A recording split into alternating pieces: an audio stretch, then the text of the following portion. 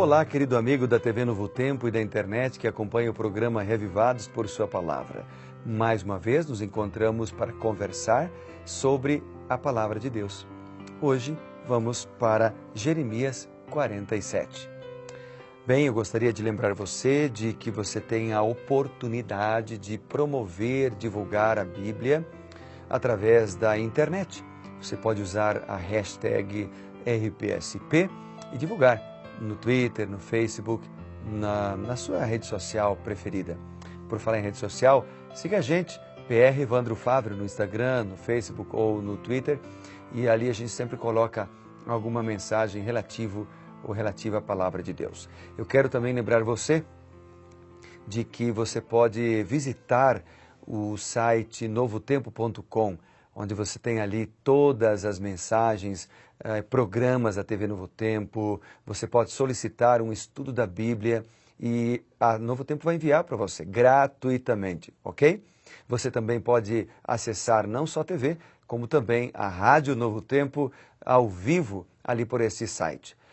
Eu quero lembrá-lo também que você pode solicitar ou baixar materiais e ler materiais no site esperança.com.br. Ali há muita alternativa, diferente de materiais que você pode pesquisar. Bem, vamos orar antes de lermos esse capítulo, de conversarmos sobre ele? Querido Deus e Pai, obrigado pela oportunidade que o Senhor nos dá a cada dia de Te amar e de Te buscar através da Bíblia e da oração. Dá-nos sabedoria mais uma vez, em Teu nome oramos. Amém. Então vamos a Jeremias 47. O capítulo aqui fala da destruição dos filisteus. O capítulo também é uma profecia contra originalmente contra os filisteus, que viviam na ilha de Caftor, né? Também provavelmente conhecido como a ilha de Creta. Alguns deles se mudaram para a costa da Palestina, no mar Mediterrâneo. Na época de Abraão, de Isaac, os filisteus eram poucos em número e chegaram a conhecer o poder de Deus através de Abraão, o profeta de Deus. Então esse é um capítulo curto, o capítulo 47, ele tem apenas 7 versículos. E a profecia aqui é contra os filisteus. Então nós vamos ler alguns versos, vamos ler o verso 1 e 2 agora, e aí vamos lendo a mensagem do Senhor para eles, mas que serve também para nós, né? Deus sempre tem mensagens para o seu povo em todas as eras na sua palavra. Aqui diz, palavra do Senhor que veio a Jeremias, o profeta, a respeito dos filisteus, antes que Faraó ferisse a Gaza.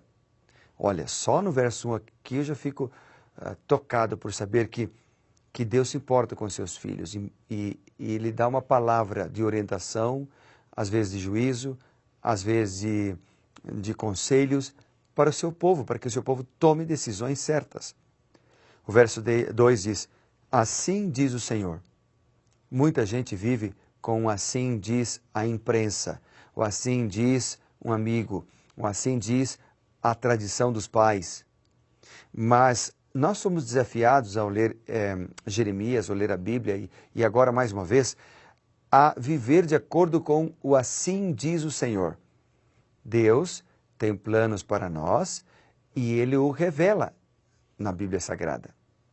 Então continua dizendo o texto, eis que do norte se levantam as águas e se tornarão em torrentes transbordantes e inundarão a terra e a sua plenitude, a cidade e os seus habitantes.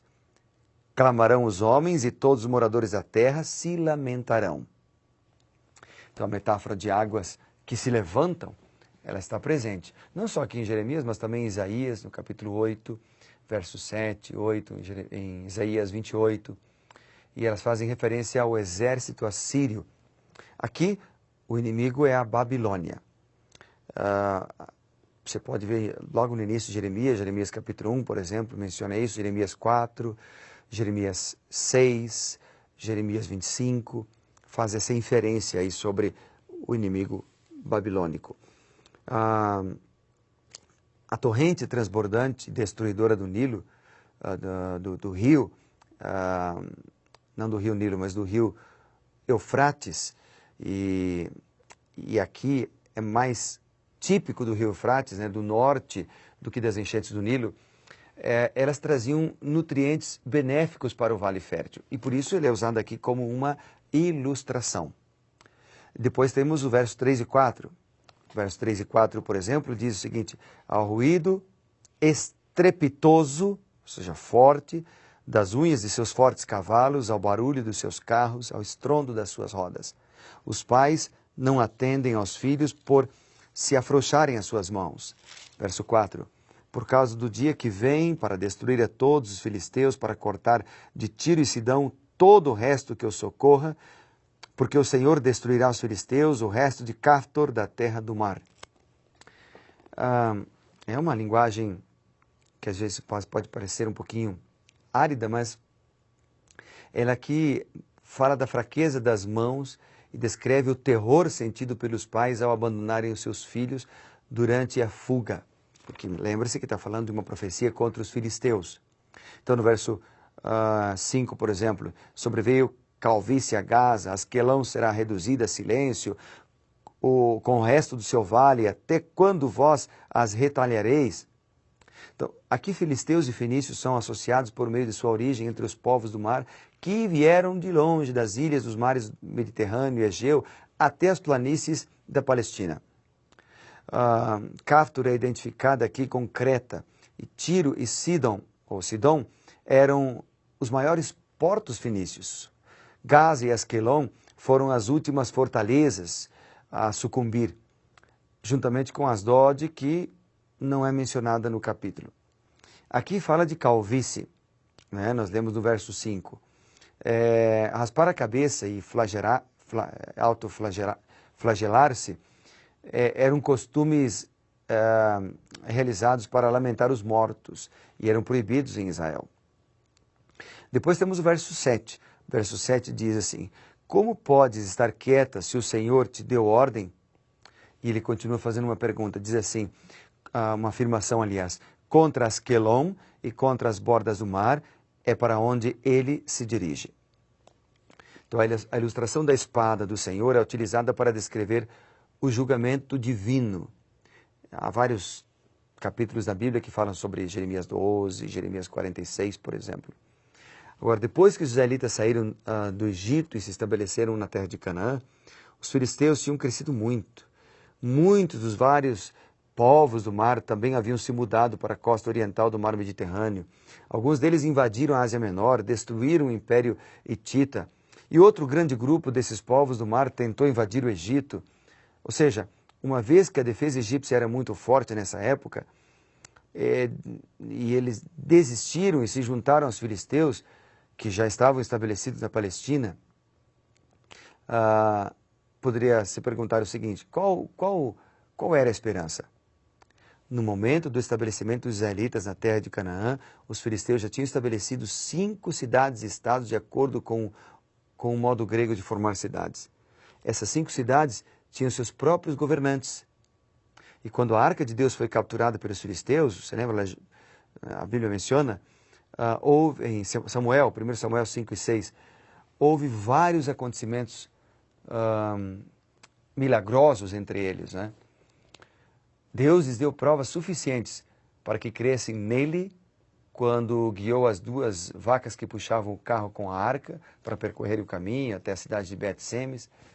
No entanto, não há registro na Bíblia de que os filisteus tenham se arrependido, não há registro na Bíblia que eles tenham crido no Deus verdadeiro, não há registro na Bíblia de que eles tenham mudado de atitude. Pelo contrário. Após essa profecia, o exército babilônico invadiu o território dos filisteus, veio do norte, né? E aí invadiu o exército filisteu, o povo filisteu, tornando parte do Império Babilônico. Bem, os filisteus tiveram sua chance.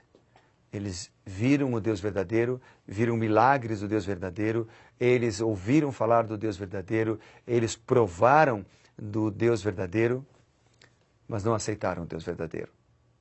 E isso, ao ler essa profecia, falou muito ao meu coração, porque muitos seguem a mesma atitude hoje. Deus fala com o seu povo, Deus manda mensagens, manda mensageiros, faz apelos, mas muitos hoje conhecem, sabem o caminho que devem seguir, já estudaram a Bíblia, mas não tomam a decisão ao lado de Cristo. E talvez você esteja nesse caminho. Já fez um estudo bíblico, sabe o que deve guardar, sabe o que deve praticar, mas não pratica. Deus está falando com você. Há uma bênção para aqueles que são fiéis e que praticam o que Deus espera que pratiquemos, mas também há uma maldição ou há resultados funestos da nossa própria escolha errada. Deus está chamando você. Em nossa sociedade hoje, também vemos pessoas que, à semelhança dos filisteus, recebem muitas oportunidades para acreditar em Deus, mas mesmo assim recusam-se a acreditar, recusam a aceitar as evidências. É difícil para nós conhecermos as razões dessas descrenças. Porém, se aproveitarmos as oportunidades, se aceitarmos as oportunidades que Deus nos dá, que o Senhor nos concede nesses últimos tempos, então nós vamos ser abençoados. Quando demonstramos verdadeiro interesse por eles, pelo conhecimento da palavra de Deus, quando testemunhamos em nossa fé de tudo que o Senhor tem feito por nós, nós somos abençoados, nós crescemos na fé e nós somos então cheios, Deus nos dá bênçãos sem medidas, porque decidimos estar do seu lado. Bom, fica aqui então o convite para você. Fica aqui o convite para você aceitar o Senhor, para você seguir o Senhor e para você decidir andar nos caminhos do Senhor. Vamos fazer isso? Gostaria de orar por você então. Vamos orar juntos. Querido Pai, bondoso Deus, nós não queremos saber o que é certo e não praticar o que é certo como os filisteus, mas nós queremos andar nos caminhos verdadeiros do Senhor, obedecer, seguir e praticar os seus ensinos. Cuida de nós, dirige a nossa vida, pois oramos em nome de Jesus. Amém. Muito bem, que Deus te abençoe, que Deus te guarde. Lembre-se, a cada dia de buscar o Senhor, porque assim seremos reavivados por sua palavra. Um grande abraço, que Deus te abençoe, que Deus te guarde, a você e a sua família. E nós vemos na sequência, continuando o estudo de Jeremias. Até mais!